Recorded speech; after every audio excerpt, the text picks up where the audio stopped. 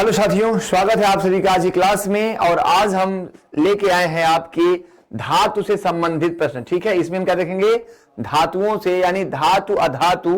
ठीक है, टॉपिक केवल धातु भर है, बट यहां पे हम धातु अधातु यानी मेटल एंड नॉन मेटल से संबंधित प्रश्नों को बिल्कुल हल करेंगे। ठीक है, तो चलिए बिना देर किए आइए आज की क्लास को स्टार्ट किया जाए। ठीक है, चलिए देखिए यहां पर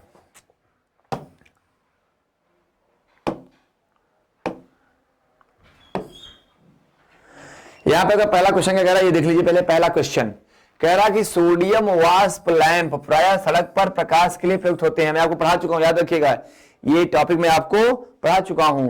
क्यों होते हैं सोडियम लैंप का, सोडियम जो वाष्प लैंप होते हैं उनका प्रयोग प्रायः सड़क पर प्रकाश के लिए प्रयुक्त किया जाता है। क्यों? ये सस्ते होते हैं, या इनका प्रकाश एक वर्णी है और पानी की बूंदों से गुजरने पर विभक्त नहीं होता, या ये आंखों के लिए शीतल होते हैं, या आंखों के लिए चमकदार रोशनी देते हैं। फटाफट जल्दी से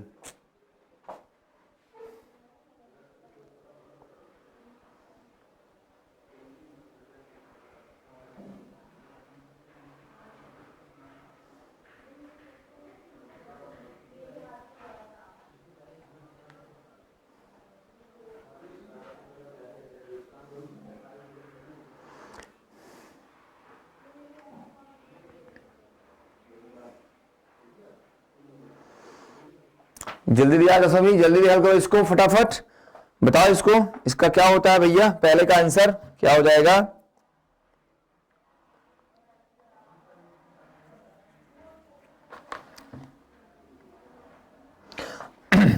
चलिए देख लेते इसको। देखिए जो सोडियम लैंप होते हैं ना, सोडियम लैंप, ये क्या होते हैं? एक ही कलर के होते हैं। मतलब ये कैसे होते हैं? ये पीली रोशनी देते हैं। कैसे देते हैं? ये पीली रोशनी देते हैं, अर्थात एक वर्णी होते हैं। क्या होते हैं?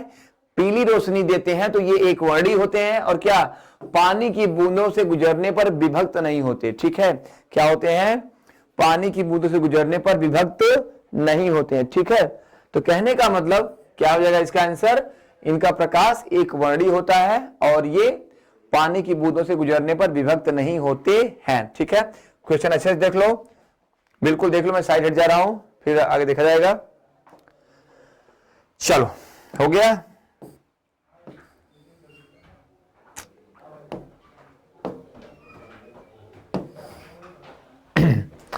निम्नलिखित धातु युग्म में से किस एक में क्रमशः सबसे हल्की धातु और सबसे भारी धातु है? यहां पे देखो, ध्यान दो, पूछ रहा है सबसे हल्की धातु और सबसे भारी धातु का क्रम पूछ रहा है आपसे। ठीक है, सबसे हल्की धातु और सबसे भारी धातु, लिथियम एवं पारा, लिथियम एवं ऑस्मियम, एल्युमिनियम एवं ऑस्मियम, एल्युमिनियम एवं पारा। फटाफट बताओ बच्चों कि सबसे हल्की और सबसे भारी धातु का युग्म जो जोड़ा है कौन सा है? तो देखो आप सभी जानते हो कि लिथियम जो है सबसे हल्की धातु है। क्या होती है? लिथियम, लिथियम सबसे हल्की धातु होती है, और ऑस्मियम जो होती है सबसे भारी धातु होती है। आप सभी जानते हो कि सबसे हल्की धातु लिथियम और सबसे भारी धातु ऑस्मियम। ठीक है, जबकि एल्युमिनियम क्या है? एल्युमिनियम यह भी एक धातु है। ठीक है, ओके। पारा क्या है? यह एक द्रव धातु है। क्या है? एक द्रव धातु है, यानी कमरे के ताप पर यह क्या होती है? यह कमरे के ताप पर द्रव रूप में होती है। तो सबसे भारी धातु जो होती है वो कौन सी होती है? Lithium, osmium. और सबसे हल्की धातु कौन सी होती है? लिथियम। ठीक है, चलो निम्नलिखित में से कौन सी इलेक्ट्रॉनिक संरूपण धातु तत्वों के लिए होती है? देखो कह रहा है जो इलेक्ट्रॉनिक संरचना यहाँ पे है 28, 287, 288 या 2882, तो इसमें से धातुओं के लिए कौन सी होती है? धातुओं के लिए बताओ।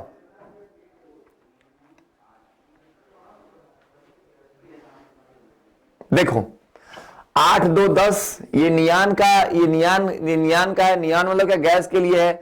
2, 8, 7 ये क्या है? क्लोरीन के लिए, या आपका नियान के लिए है। 2, 8, 8 ये आप किसके लिए? आपका ये आपका आर्गन के लिए है। किसके लिए है? देखो जो 2, 8 है ये क्या है? आपका नियान 10 के लिए। ठीक है, नियान कितना? नियान 10। 2, 8, 7 क्लोरीन 17, 2, 8, 8 8, 8, 16 और 2, 18 यानी आर्गन, आर्गन 18। बट ये क्या है? 8, 2, 10, 10, 18, 18, 2, 20। क्या होता है ये? 20 यानी कैल्शियम। ठीक है, तो क्या कह रहा है? निम्नलिखित में से कौन सी इलेक्ट्रॉनिक संरचना धातु के लिए है? तो आप सभी जानते हो नियान गैस है, क्लोरीन गैस है, आर्गन क्या है जानते हो, अक्री गैस है। धातु क्या है? धातु कौन सी है? कैल्शियम है। धातु कौन सी है? तो कैल्शियम है। ठीक है, धातु कौन सी है? कैल्शियम। क्लियर है?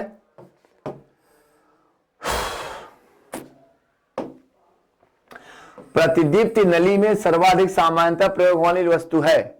मतलब कह रहा है कि प्रतिदीप्त नली में सर्वाधिक सामान्यतः प्रयुक्त होने वाली वस्तु है सोडियम ऑक्साइड और आर्गन, सोडियम वाष्प और नियान, पारा वाष्प और आर्गन, मर्क्यूरिक ऑक्साइड और नियान। ठीक है,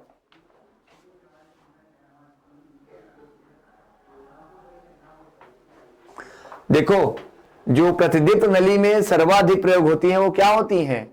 आप सभी जानते हो कि जो बल्ब के फिलामेंट होते हैं, तो बल्ब क्या होता है? बल्ब में निर्वात क्या जाता है? बल्ब में निर्वात उत्पन्न करके उसमें क्या करते हैं? उसमें आर्गन भर देते हैं। क्या करते हैं? उसमें आर्गन भर देते हैं। ठीक है, क्यों? उससे क्या होता है? उससे जो है बल्ब के फिलामेंट का क्या है? बल्ब के फिलामेंट का जीवन काल बढ़ जाता है। उसके साथ क्या रहता है? उसके साथ पारे का वाष्प क्या रहता है? ये तो निम्न से क्या होगा आंसर आपका? पारा वाष्प और आर्गन। ठीक है, क्या हो जाएगा? पारा वाष्प और आर्गन। ठीक है, चलो आगे बढ़ा जाए। ठीक,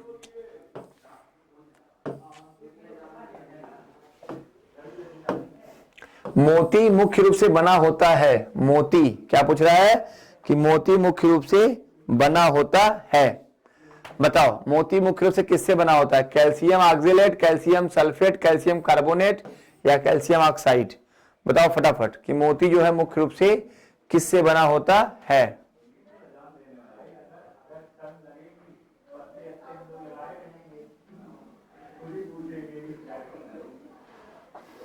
ठीक है, बताओ फटाफट कि मोती जो है वो मुख्य रूप से किससे बना होता है? तो यहां पे देखो मोती जो होता है वो किससे मिलता है? मोती होता है पर्ल ओयस्टर। ये क्या है? Pearl oyster. और आप सभी जानते हो कि जो मोती देने वाला जंतु है वो कहां से मिलता है? मोलस्का से। कहां से मिलता है? मोलस्का एक संघ है। मोलस्का के जंतु क्या होते हैं? मोलस्का के जो जीव होते हैं बहुत ही मुलायम त्वचा वाले होते हैं। इनके ऊपर जो है कैल्शियम कार्बोनेट की एक लेयर होती है, एक मेंटल एक आवरण होता है। ठीक है, एक मोटा आवरण होता है, कड़ा होता है, वो कठोर होता है, उसे क्या बोलते हैं? Calcium carbonate. तो यहाँ पे क्या हो जाए ऑप्शन? मोती किसका बना होगा? कैल्शियम कार्बोनेट का। मोती किसका बना होगा? कैल्शियम कार्बोनेट का। ठीक है, चलो ठीक, ओके। निम्नलिखित में से कौन सा कठोरतम धातु है? सबसे कठोर धातु पूछ रहा है आपसे, सबसे कठोर धातु। तो भैया देखो सोना बहुत ही तन्य और लचीली होता है, लोहा वो भी थोड़ा सा भंगुर और वो है, प्लेटिनम, टंगस्टन। तो यहां पे क्या हो जाएगा ऑप्शन बाबू? प्लेटिनम। प्लेटिनम क्या है? प्लेटिनम सबसे कठोर धातु होती है और ये आती है और ये अभिक्रियाओं में उत्प्रेरक यानी कैटालिस्ट के रूप में कार्य करती है। ठीक है, क्या करती है ये? उत्प्रेरक यानी कैटालिस्ट के तौर पर कार्य करती है। तो यहां पर सबसे कठोरतम धातु क्या है? तो वो क्या है आपका? प्लेटिनम होता है। क्या होता है? प्लेटिनम। ठीक है, चलो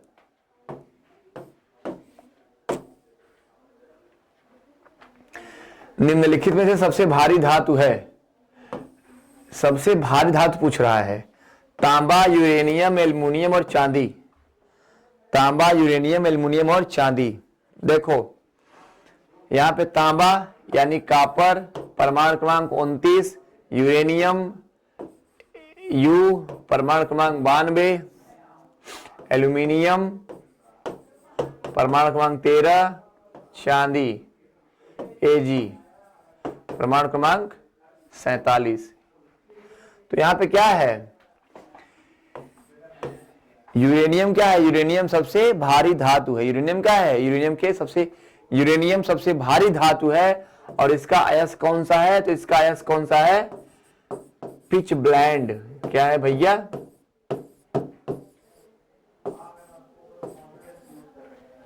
पिच ब्लेंड है। ठीक है, यूरेनियम का अयस्क क्या है? तो यूरेनियम का अयस्क पिच ब्लेंड है, ठीक है, पिच ब्लेंड। चलो,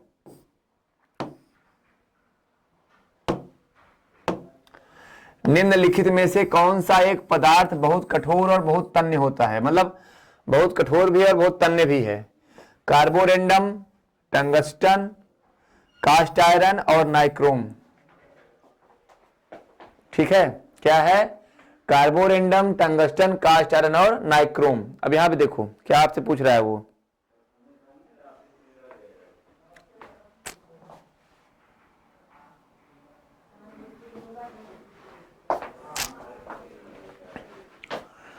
अब देखो यहां पे कार्बोरेंडम जो है क्या है? वो कृत्रिम हीरा है।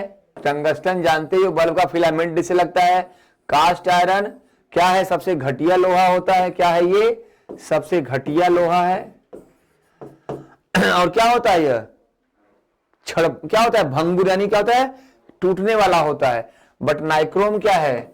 यह बहुत कठोर भी है और बहुत तन्य भी है। ध्यान दीजिएगा, आप देखे होंगे ना हीटर में, जो विद्युत हीटर होता है, हीटर में जो कॉइल ऐसे नहीं लगता है, ऐसे ऐसे करके तो कॉइल नहीं लगता है, देखते नहीं है कि वो कितना तन्य होता है। उसको अगर पूरा तान दिया जाए तो भी नहीं टूटता, पूरा खींचा जाए तो भी नहीं टूटता ना। तो क्या है? बहुत क्या है? कठोर भी है और बहुत तन्य भी है। ठीक है, हार्ड एंड डक्टाइल। ठीक है, हार्ड एंड डक्टाइल। ओके, चलो, तो नाइक्रोम क्या है? कठोर और तन्य है। और इसका उपयोग कहां होता है? जो हीटर में जो कॉइल लगता है ना, जो तार लगते हैं हीटर में, जिस पर हम लोग खाना ना पकाते हैं, तो किसका होता है? नाइक्रोम का होता है।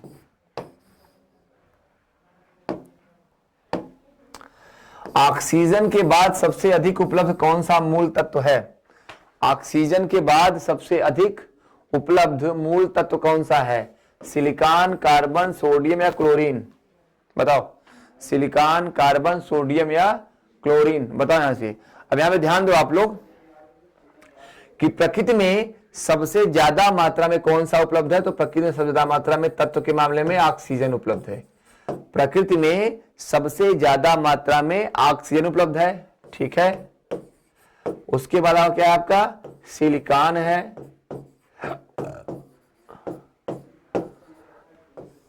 और उसके बाद आपका क्या है? आपका एल्यूमिनियम। क्या है आपका? एल्यूमिनियम। ठीक है, फिर क्या है आपका? लोहा यानी आयरन। तो अगर तत्वों की बात की जाए, तत्वों की, तो ऑक्सीजन प्रथम नंबर पर, सिलिकॉन दूसरे नंबर पर, एल्यूमिनियम तीसरे नंबर पर। ठीक है, लेकिन अगर धातु की बात की जाए, धातुओं की, तो एल्यूमिनियम पहले नंबर पर और लोहा दूसरे नंबर पर। तो यहां पे क्या दिया है ऑप्शन में? सिलिकॉन दिया है, कार्बन, सोडियम, क्लोरीन। तो यहां पे देखो सिलिकॉन है, तो क्या हो जाएगा? ऑप्शन आपका सिलिकॉन हो जाएगा। ठीक है, ऑप्शन क्या जाएगा आपका? सिलिकॉन हो जाएगा। क्लियर है? कोई दिक्कत? चलो, कह रहा है शुद्ध सोना कितने कैरेट का होता है? शुद्ध सोना कितने कैरेट का होता है? 22 कैरेट, 24 कैरेट, 28 कैरेट या 20 कैरेट? शुद्ध सोना कितने कैरेट का होता है? तो जो शुद्ध सोना होता है बाबू, वो 24 कैरेट का शुद्ध। क्या होता है? 24 कैरेट का जो है प्योर गोल्ड होता है। ठीक है, अगर सोने की शुद्धता निकालनी हो, अगर सोने की शुद्धता निकालनी हो, तो क्या करेंगे आप? जितने कैरेट का है, ठीक है, सबसे शुद्ध कौन सा? 24 है। सबसे शुद्ध कौन सा है? 24 है ना। तो ठीक है, और उसके बाद क्या है? 24, देखो कौन कौन कौन कौन कौन सोना चलता है यहाँ पे? तो 24 कैरेट, 22 कैरेट और 20 कैरेट, कभी कभी 18 कर देते हैं। ठीक है, तो 24, 22, 20, 18। अब देखो, तो ये 24 कैरेट है, क्या है? ये तो सबसे शुद्ध है ना। लेकिन अगर इनकी मात्रा निकालने की, इनमें सोना कितना है, तो क्या करना पड़ेगा आपको? जैसे 22 कैरेट, अगर 22 कैरेट का सोना है, 22 कैरेट का, तो अगर इसकी शुद्धता निकालनी हो तो कैसे निकालेंगे? तो 22/24 गुणे 100। ठीक है, ध्यान रखो, 22/24 गुणे 100। तो यहां पे क्या करेंगे? 2 ग्राम में 22 और 2 ग्राम में 24, तो यहां पे क्या 1100 हो जाएगा ना। 1100 भागे 12। ओके, ठीक है ना। तो क्या हो यहां पे? क्या इसको कटा दोगे तो आपका निकल जाएगा क्या? आपका सोने की शुद्धता। ठीक है, तो कहने का मतलब जो सोने की शुद्धता होती है वो क्या होती है 24 कैरेट की होती है। ठीक है, उसके बाद के जितने कैरेट होते हैं, तो अगर उसमें सोने का परसेंट निकालना होगा तो आप सोने का कैरेट बटे 24 गुणे 100 करेंगे तो सोने की शुद्धता होगी वो निकल जाएगी। ठीक है, चलो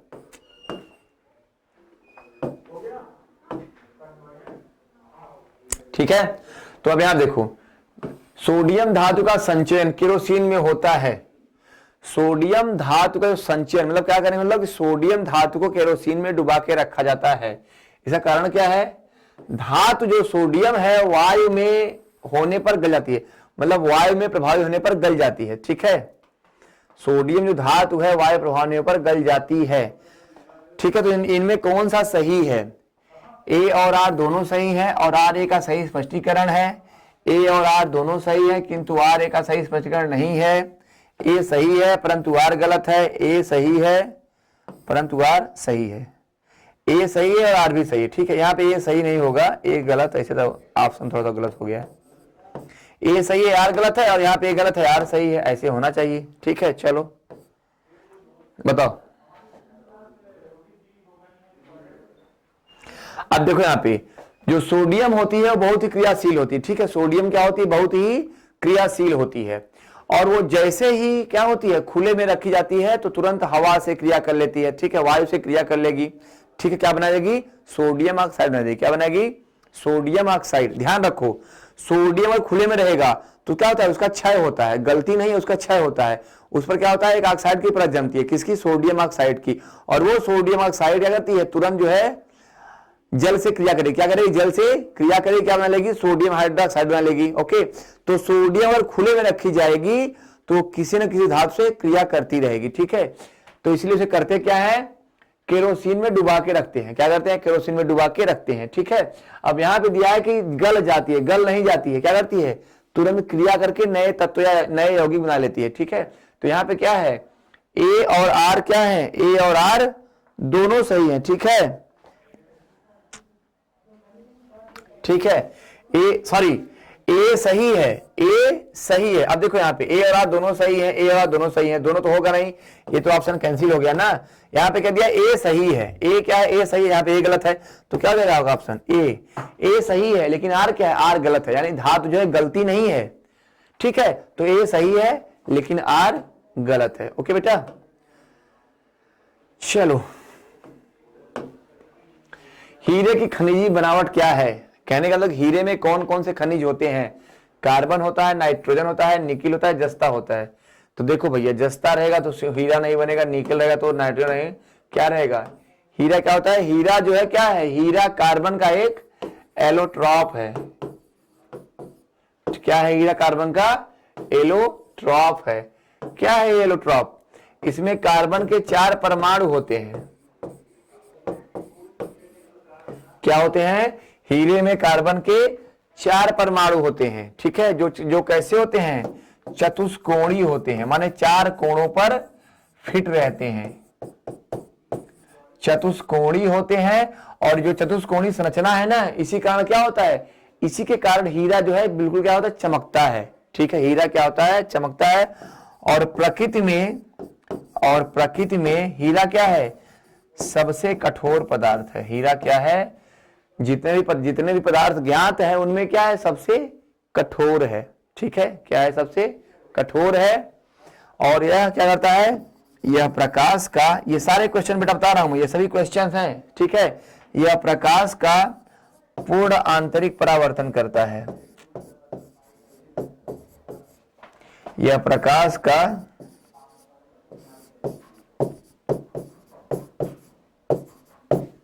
ठीक है, यह प्रकाश का पूर्ण आंतरिक परावर्तन करता है। ठीक है, तो ध्यान रखो, यहां पे हीरा क्या है, कार्बन का एक अपर रूप है, यह सबसे कठोर पदार्थ है। इसका उपयोग कहां होता है, धातुओं को काटने में, छेद करने में, इन सब में। यह मिलता कहां है, तो यह मिलता है किम्बरलाइट पत्थरों में, किम्बरलाइट पत्थरों में। ठीक है, और ये भी ध्यान रखो, हीरा, ग्रेफाइट, ये सब क्या है, ये सब कार्बन के सबसे शुद्ध रूप है। ठीक है, क्या है, ये कार्बन के सबसे शुद्ध रूप हैं। ठीक है,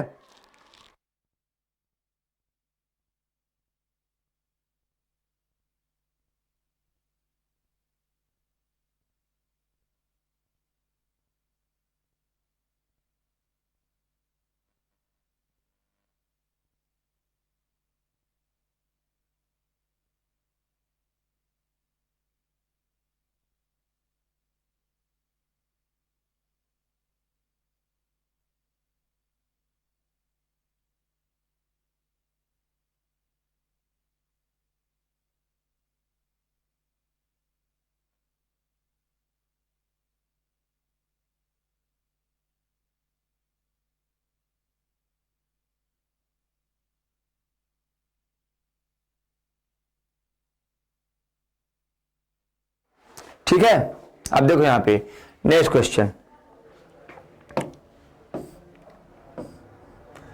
ठीक है, तो मैंने ऐसे क्या बोला कि हीरा क्या है, हीरा जो है कार्बन का सबसे शुद्ध रूप है। ठीक है, हीरा क्या है, कार्बन का सबसे शुद्ध रूप है। ठीक है, ध्यान रखो।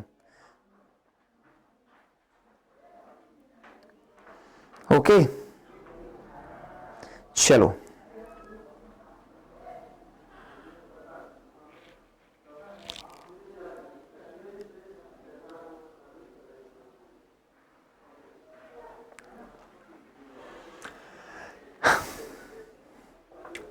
क्या कर रहा है आपसे,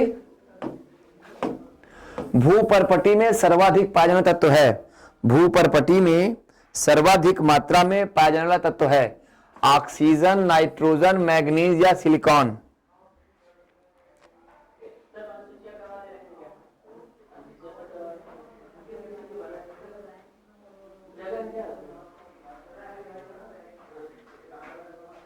चलो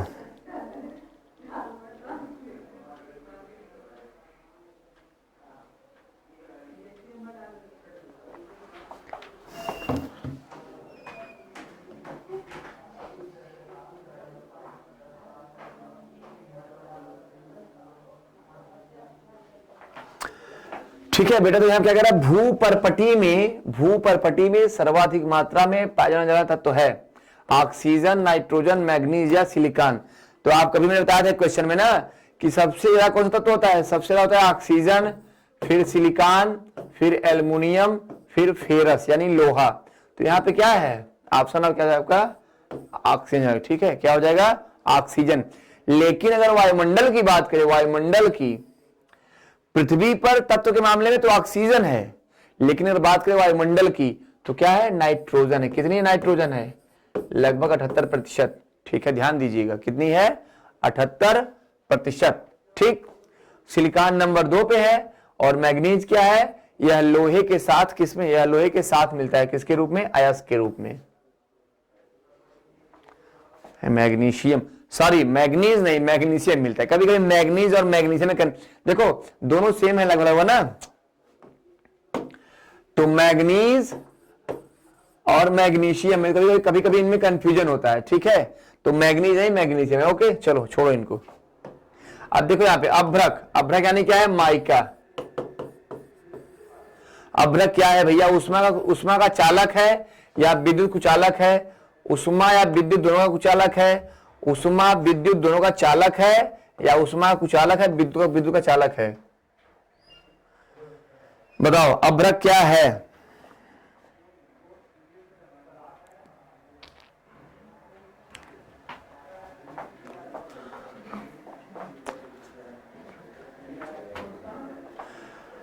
अभ्रक क्या है भैया, तो अभ्रक जानते हैं, अभ्रक क्या होता है, अभ्रक का उपयोग जो है खाना पकाने वाले बर्तनों में किया जाता है। इसका रीजन क्या है, क्योंकि यह उष्मा का भी और विद्युत का भी, दोनों का क्या है, दोनों का कुचालक है।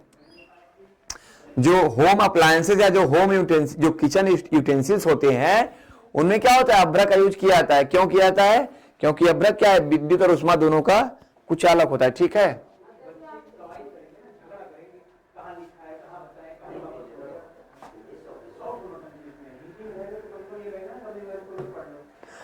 चलो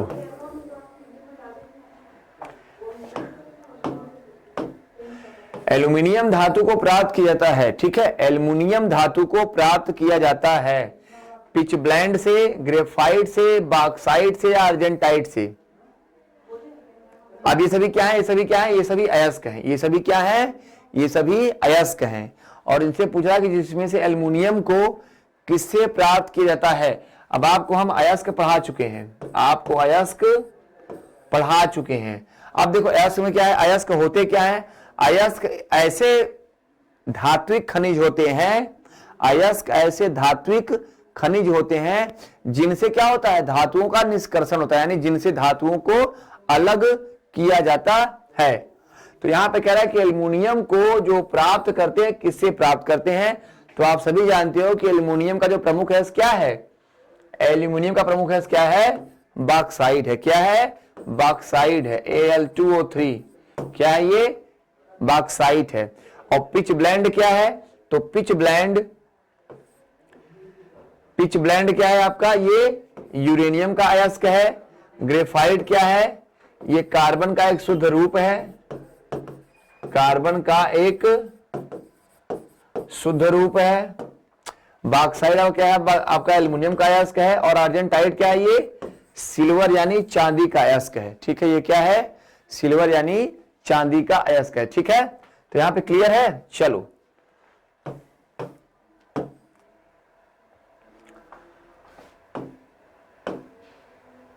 कह रहा है निम्नलिखित में से कौन सी मिश्र धातु नहीं है, ध्यान दो, कह रहा है निम्नलिखित में से कौन सी मिश्र धातु नहीं है। यहां भैया क्या है, यहां पे आपसे मिश्र धातु पूछ रहा है। क्या पूछ रहा है आपसे, मिश्र धातु पूछ रहा है। ठीक है, मिश्र धातु पूछ रहा है। अब देखिए, स्टील, पीतल, ब्रॉन्ज या तांबा। स्टील, पीतल, ब्रॉन्ज या तांबा। तो देखिए, स्टील भी एक मिश्र धातु है, पीतल भी एक मिश्र धातु है, ब्रॉन्ज एक मिश्र धातु है, लेकिन तांबा क्या है, तांबा यानी कापर।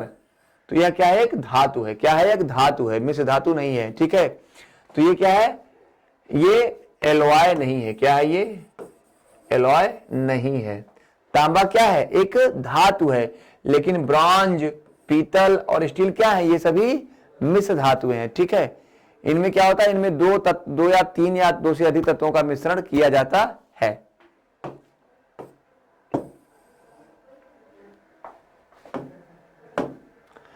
पीतल निम्न की, देखो या क्या पूछ रहा है, ये पीतल निम्न में से किसकी मिश्र धातु है, तांबा एवं लोहा, जस्ता एवं लोहा, तांबा एवं जस्ता, लोहा एवं निकिल। बताओ फटाफट, पीतल निम्न में से किसकी मिश्र धातु है।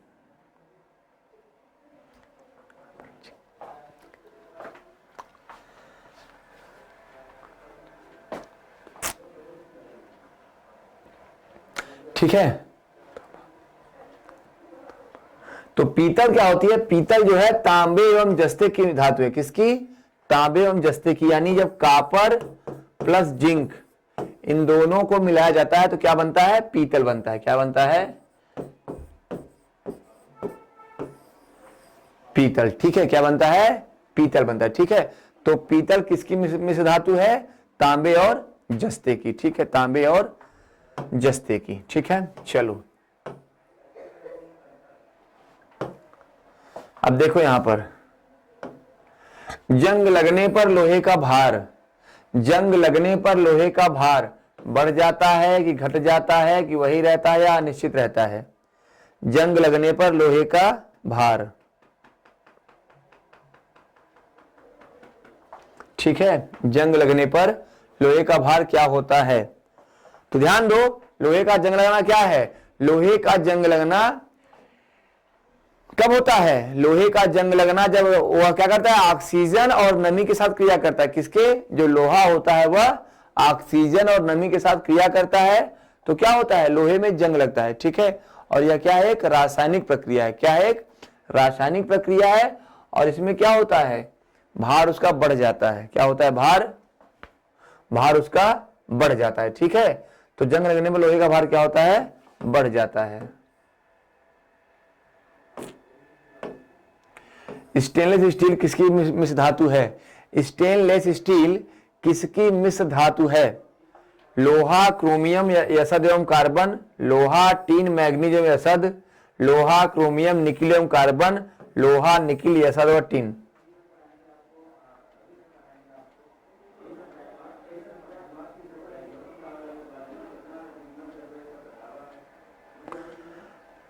ये बताइए आप। तो स्टेनलेस स्टील, इसे क्या बोलते हैं, दाग रहित स्टील बोलते हैं। क्या बोलते हैं, दाग रहित स्टील कहते हैं। ठीक है, तो आप ध्यान दीजिएगा कि जो स्टेनलेस स्टील होती है आजकल उसका उपयोग क्या होता है, घरेलू बर्तनों में, किचन यूटेंसिल में बहुत ज्यादा होता है। ठीक है, क्यों, इसको धोने में आसानी होती है। ठीक है, मतलब इसको मांजने में आसानी होती है। बट ये क्या होता है, बट हमारे लिए क्या है, नुकसानदायक भी है। ठीक है, हमको शुद्ध लोहे के बर्तनों में भोजन खाना चाहिए, पकाना चाहिए। उससे क्या होता है, उससे कभी भी हमारे शरीर में आयरन कमी नहीं होती। देख रहे हैं आजकल महिलाओं में आयरन कमी अक्सर पाई जाती है।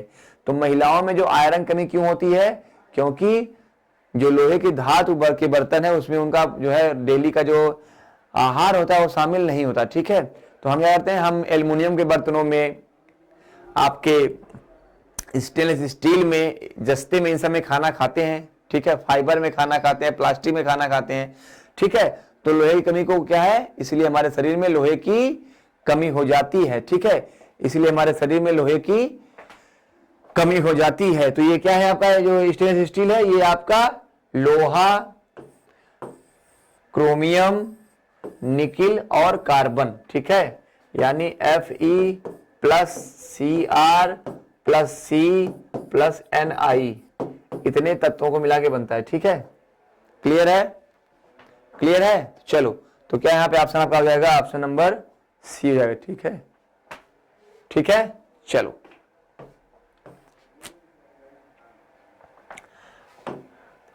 अब देखो, कह रहा है टांका, टांका लगता है ना धातुओं पे। टांका एक मिश्र धातु है, टीन और शीशे की, टीन और तांबे की, टीन तांबे और जस्ते की, टीन शीशा और जस्ते की। तो टांका लगता है, टांका जो है किसकी मिश्र धातु है, टांका, टांका। तो जो टांका होता है वो किसका होता है, वो टिन और शीशे का होता है। किसका होता है, टिन और शीशे का। क्लियर है, तो जो टांका होता है वो टिन और शीशे का मिश्रण होता है। ठीक है, टांका देखते नहीं, धातुओं को जोड़ने में या टांका लगाने में इस्तेमाल होता है। तो जो टांका होता है वो टिन और शीशे का मिश्रण होता है। ठीक है, चलो शुष्क बर्फ, ये क्वेश्चन कई बार एग्जाम में भी आता है और बहुत क्वेश्चन पूछा जाता है। ठीक है, शुष्क बर्फ जमी हुई बर्फ है, या जमी हुई कार्बन डाइऑक्साइड है, या जमा हुआ पानी है, या जमी हुई ऑक्सीजन है। यहां पे जमी हुई का मतलब क्या आता है, ठोस।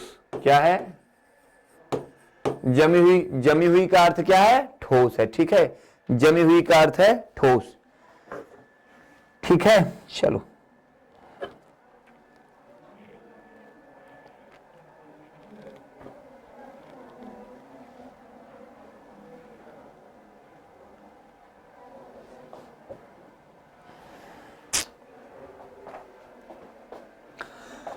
अब देखो क्या कर रहा है, शुष्क बर्फ क्या होती है, तो जो ड्राई आइस होती है क्या होती है, वो ठोस कार्बन डाइऑक्साइड होती है। क्या होती है, ठोस कार्बन डाइऑक्साइड होती है।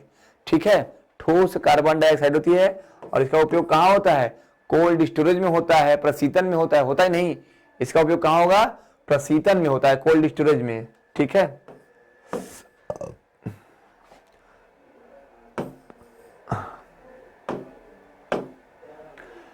एक तत्व देखो,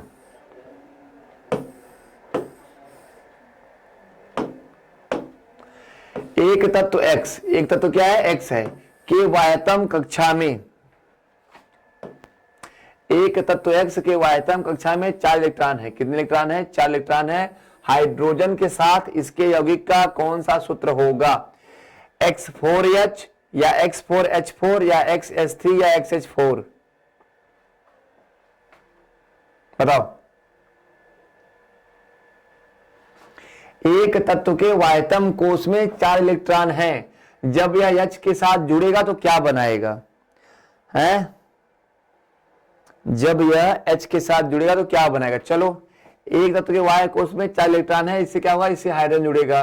तो आप सभी जानते हो कि X H H H और H, यही तो होगा ना भैया। मेरे ध्यान दो, x बराबर क्या है, y कोश में 4 इलेक्ट्रॉन है, 4 है तो 4 किसको देगा, एक ये, एक इसके पास है ही, एक यहां दे दिया, एक इसके पास है, एक यहां दे दिया, एक इसके पास एक यहां दे दिया, एक इसके पास एक यहां दे दिया। तो ये देखो, ये 2 हो गया, हुआ ना 4। तो क्या होगा, ये तत्व कौन सा होगा, ये आपका XH4 होगा। क्या होगा, XH4। और आपको बता दूं कि आप सभी जानते हो कि C ऐसे होता है। तो यानी क्या होगा यौगिक आपका, वो यौगिक आपका मेथेन होगा। क्या होगा, मेथेन, यानी CH4। क्या होगा, CH4 होगा। ठीक है, आपका यौगिक क्या होगा, आपका CH4 होगा। ठीक है, क्लियर, कोई दिक्कत। चलो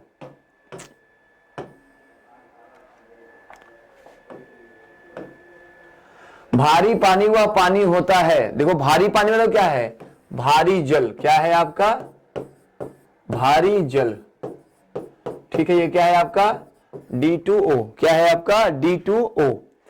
भारी जल वह जल है जिसका तापमान 4 डिग्री सेंटीग्रेड पर स्थिर रखा जाता है, जिसमें कैल्शियम और पोटेशियम के अविलेय लवण होते हैं, जिसमें हाइड्रोजन का स्थान आइसोटोप ले लेता है, या जिसमें ऑक्सीजन का स्थान उसका आइसोटोप ले लेता है।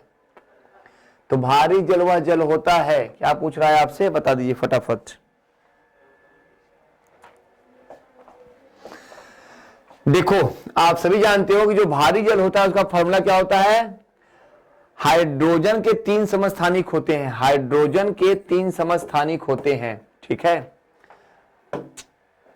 1H1 1H2 1H3, ठीक है, 1H1 1H2 1H3, ठीक है। आप सभी जानते हो कि जो 1H2 होता है वो क्या होता है, भारी जल होता है, क्या होता है वो भारी जल होता है, ठीक है। अब देखो यहाँ पे 1H1 है तो ये क्या है, तो हाइड्रोजन है ना, ये क्या है हाइड्रोजन है, ये क्या है हाइड्रोजन है, ठीक। तो भारी जल वह जल होता है जिसमें हाइड्रोजन का स्थान कौन लेता है, जिसमें हाइड्रोजन का स्थान आइसोटोप यानी समस्थानिक ले लेता है, क्या लेता है, समस्थानिक ले लेता है। भैया हाइड्रोजन तो है ही, तो उसके 3 समस्थानिक है ना, तो समस्थानिक कौन सा, ये तो क्या है आइसोटोप का मतलब क्या होता है, आइसोटोप का मतलब समस्थानिक। तो कहने का मतलब भारी जल वह जल होता है जिसमें हाइड्रोजन का स्थान एक समस्थानिक ले लेता है। क्लियर है, कोई दिक्कत, चलो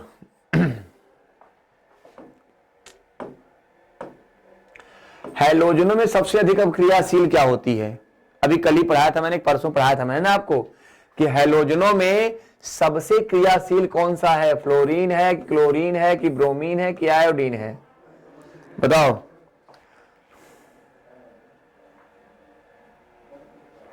हैलोजनों में सबसे क्रियाशील कौन सा है बताओ। तो हैलोजनों में सबसे क्रियाशील कौन सा है, फ्लोरीन है, क्या है फ्लोरीन है। आप सभी जानते हो कि फ्लोरीन, क्लोरीन, ब्रोमीन, आयोडीन, ठीक है ही ना। तो फ्लोरीन क्या है, इसकी क्या है, इसकी इलेक्ट्रोनेगेटिविटी यानी विद्युत ऋणात्मकता क्या है, बहुत ज्यादा होती है। आवर्त सारणी का सबसे अधिक विद्युत ऋणात्मक तत्व है कौन सा, फ्लोरीन, और ये क्या होता है, सबसे अधिक अभिक्रियाशील है, ठीक है, सबसे अधिक अभिक्रियाशील है। क्लियर है। क्लोरीन क्या है, इसका उपयोग कहां होता है, कीटनाशक में होता है, डीडीटी में होता है, गैमेक्सिन में होता है, प्लास्टिक में होता है। ब्रोमीन क्या है, यह एक द्रव अधातु है, क्या है, एक द्रव अधातु है। आयोडीन क्या है, एक ठोस अधातु है, क्या है, यह ठोस अधातु है, ठीक है। चलो गहरे समुद्र के गोताखोर निम्न से किस एक गैस मिश्रण का उपयोग करते हैं। गहरे समुद्र के गोताखोर निम्न में से किस एक गैस मिश्रण का उपयोग करते हैं। ओके, किसका, helium oxygen, helium nitrogen, oxygen acetylene या ऑक्सीजन हाइड्रोजन, बताओ।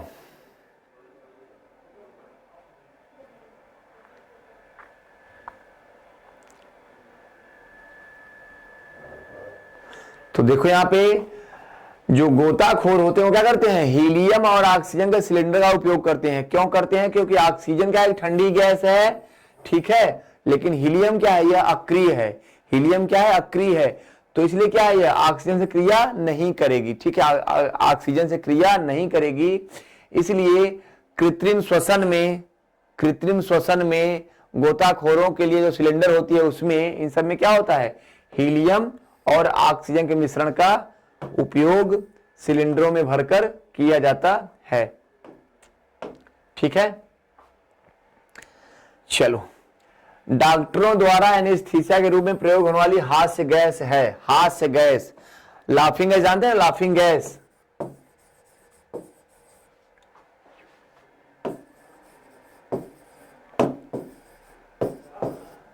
लाफिंग गैस क्या पूछ रहे हैं, हास्य गैस, ठीक है। तो हास्य गैस क्या है, हास्य गैस क्या है, नाइट्रोजन ऑक्साइड है, क्या है वो, नाइट्रोजन ऑक्साइड है, लाफिंग गैस जानते क्या होती है? इसको अगर सूंघा जाए तो आपकी हंसी बिल्कुल बंद हो नहीं होती। क्या होती है? हंसी बिल्कुल बंद नहीं होती, आप हंसते ही रहते हो।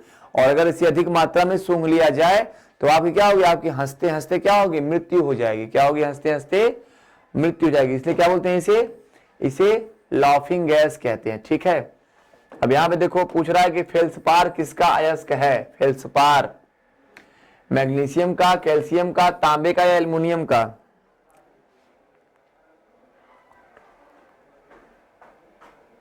तो आप सभी जानते हो कि फेल्सपार क्या है, किसका अयस्क है? एल्युमिनियम का। किसका है? एल्युमिनियम का।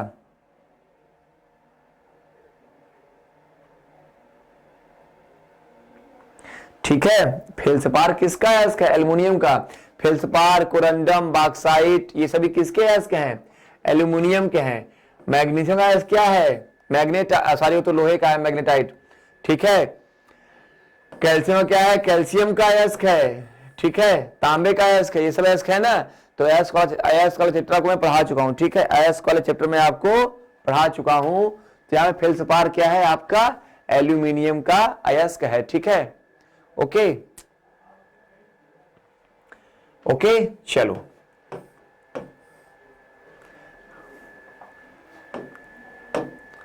कठोर जल साबुन के साथ पर्याप्त मात्रा में झाग उत्पन्न नहीं करता, क्योंकि? कठोर जल साबुन के साथ पर्याप्त झाग उत्पन्न नहीं करता क्योंकि इनमें कैल्शियम और मैग्नीशियम के विलय लवण होते हैं, इनमें लोहा होता है, इनमें निलंबित अशुद्धियां होती हैं, या इनमें सोडियम क्लोराइड होती है, या उपरोक्त कोई नहीं? बताओ फटाफट।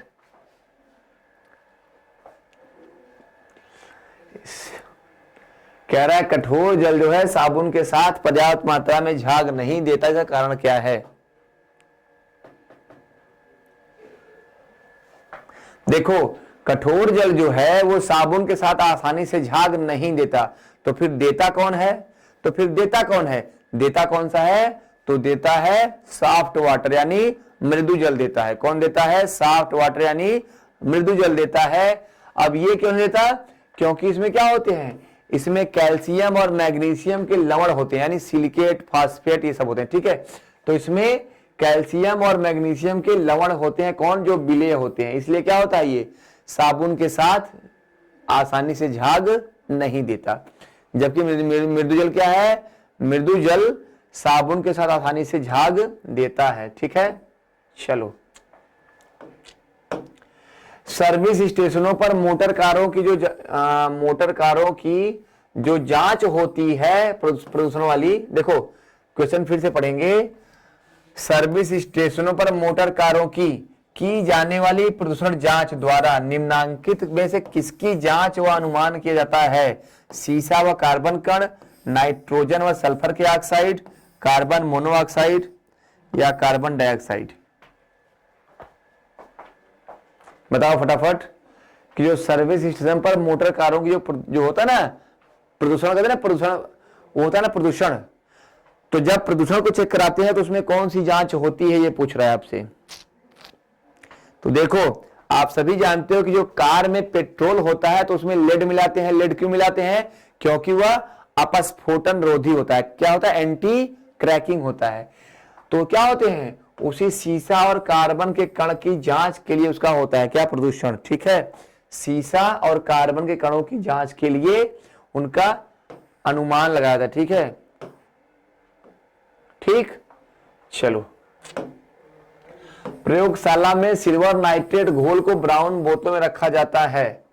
प्रयोगशाला में, क्वेश्चन थोड़ा सा हट जाए, लंबा है, पढ़ने में थोड़ा सा रहेगा आसानी आपको। कह रहा है प्रयोगशाला में सिल्वर नाइट्रेट, यानी क्या होता है सिल्वर नाइट्रेट? इसको कहते हैं AgNO3। ठीक है, AgNO3 कट तो नहीं रहा है ना? नहीं कट रहा है, चलो। तो प्रयोगशाला में सिल्वर नाइट्रेट के घोल को ब्राउन बोतलों में रखा जाता है। क्यों? यह साधारण सफेद बोतलों के साथ प्रतिक्रिया करती है। ब्राउन बोतलों में प्रकाश गुजरने का रास्ता बंद हो जाता है। ब्राउन बोतलों में उसके साथ प्रतिक्रिया नहीं करती हैं, और ब्राउन बोतलें उसके साथ प्रतिक्रिया करती हैं। मतलब ब्राउन बोतलें प्रतिक्रिया नहीं करती हैं, ब्राउन बोतलें प्रतिक्रिया करती हैं। इसका रीजन क्या है? अब यहां पे ध्यान दो, आप जो सिल्वर नाइट्रेट है क्या है? ये मतदाताओं के रूप में, मतदाता की उंगली पर, यानी इसका ऐसे छोड़ो,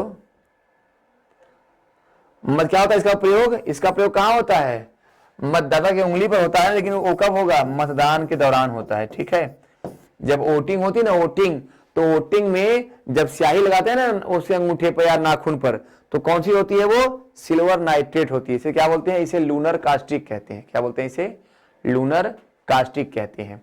ठीक है, तो यहां पे क्या क्वेश्चन पूछ रहा है आपसे कि क्यों यह ब्राउन बोतल में रखी जाती है, ब्राउन बोतल में क्यों रखी जाती है। देखो, सिल्वर नाइट्रेट को ब्राउन बोतल में इसलिए रखते हैं क्योंकि ब्राउन बोतल में जो प्रकाश की गुजरने की क्रिया होती है ना, क्या होती है, बिल्कुल बंद हो जाएगी। क्या हो जाएगी, प्रकाश उन ब्राउन बोतलों से नहीं गुजर पाएगा, मतलब प्रकाश क्या है, उनमें गुजर नहीं पाएगा, प्रकाश नहीं पहुंच पाएगा। ठीक है, ब्राउन बोतल में प्रकाश नहीं पहुंच पाता। ठीक है, अगर व्हाइट में रखेंगे तो क्या होगा, प्रकाश उनमें पहुंच जाएगा। ठीक है, चलो, सीसा पेंसिल, सीसा पेंसिल क्या है आपका, लेड, लेड नहीं है, ध्यान देगा, जो लीड होती है, लीड पेंसिल बनती है ना, तो कह रहा है सीसा पेंसिलों में शीशे का प्रतिशत कितना होता है, सीसा पेंसिलों में शीशे का प्रतिशत कितना होता है। यार देखो, जो पेंसिल होती है वो किसकी बनती है, वो बनती है ग्रेफाइट की। किसकी बनती है, ग्रेफाइट की बनती है। ठीक है, किसकी बनती है, ग्रेफाइट की। ओके, और उसमें क्या मिलते हैं, चिकनी मिट्टी, या क्या मिलाते हैं, चिकनी मिट्टी मिलाते हैं। ठीक है, तो जो सीसा पेंसिल है, ये सीसा इसमें नहीं होता, यानी क्या, इसमें लेड नहीं होता। ठीक है, लेड क्या होता है, लेड नहीं होता, तो सीसा पेंसिल में सीसा क्या होगा, 0 होगा। ठीक है, सीसा पेंसिल में सीसा नहीं होता। ओके, ठीक है, चलो,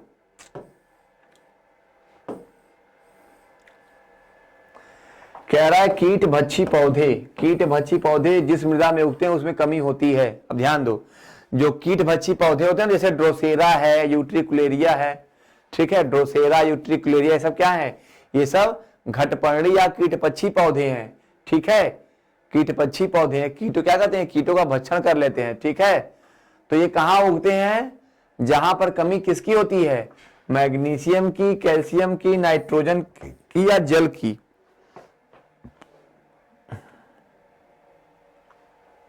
बताओ फटाफट, जल्दी बताओ। तो देखो, जो कीटभक्षी पौधे होते हैं वो कहां पे उगते हैं, वो उस जगह उगते हैं जहां पर क्या होता है, जहां पर नाइट्रोजन की कमी होती है। क्या होती है, जहां पर नाइट्रोजन की कमी होती है। ठीक है, वो ऐसे उगते हैं जहां पे नाइट्रोजन की कमी होती है। ठीक है, चलो, कह रहा है वाटर गैस है, क्या है, जल गैस, सॉरी, जल गैस है। जल गैस क्या है भैया, वाटर गैस। क्या है ये, वाटर गैस। तो वाटर गैस क्या है, कार्बन मोनोऑक्साइड और हाइड्रोजन का मिश्रण है, कार्बन डाइऑक्साइड और हाइड्रोजन का मिश्रण है, कार्बन डाइऑक्साइड और हाइड्रोजन दोनों, देखो दोनों ऑप्शन दे दिया है, CO2 + H2O। ठीक है, ठीक है, कह रहा है कि जो जल वाटर गैस होती है वो किसका मिश्रण होती है, कार्बन मोनोऑक्साइड और हाइड्रोजन, कार्बन डाइऑक्साइड और हाइड्रोजन, यहां पे भी दिया है वही कार्बन डाइऑक्साइड और हाइड्रोजन, या क्या है, कार्बन डाइऑक्साइड और जल। तो यहां पे आपको ध्यान देना है जो वाटर गैस होती है वो क्या होती है। ठीक है, अब देखो, जो CO2 और H2O दिया है ये क्या होता है, ये तो आपका क्या है, ये तो आपका प्रकाश संश्लेषण के दौरान बनने वाला पदार्थ है ना भैया। ठीक है, सॉरी, ये क्या होगा यहाँ पे, ये आपके श्वसन क्रिया में बनती है। किसमें, श्वसन क्रिया में। कौन से श्वसन में, ऑक्सी श्वसन में। किसमें बनेगा, ऑक्सी श्वसन में। ठीक है, तो अब यहां पे क्या है, वाटर गैस पूछ रहा है, तो वाटर गैस क्या है, वाटर गैस आपका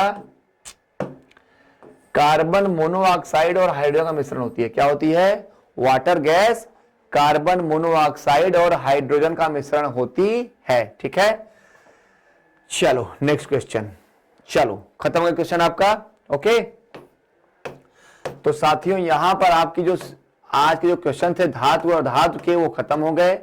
कल हम फिर मिलेंगे नए प्रश्नों के साथ। ओके, आज का सेशन यहीं पे समाप्त करेंगे। कल मिलेंगे फिर से नए प्रश्नों के साथ और नए उत्साह के साथ। ओके, चलो आज का सेशन समाप्त करते हैं। आप सभी को बहुत बहुत धन्यवाद। Good bye.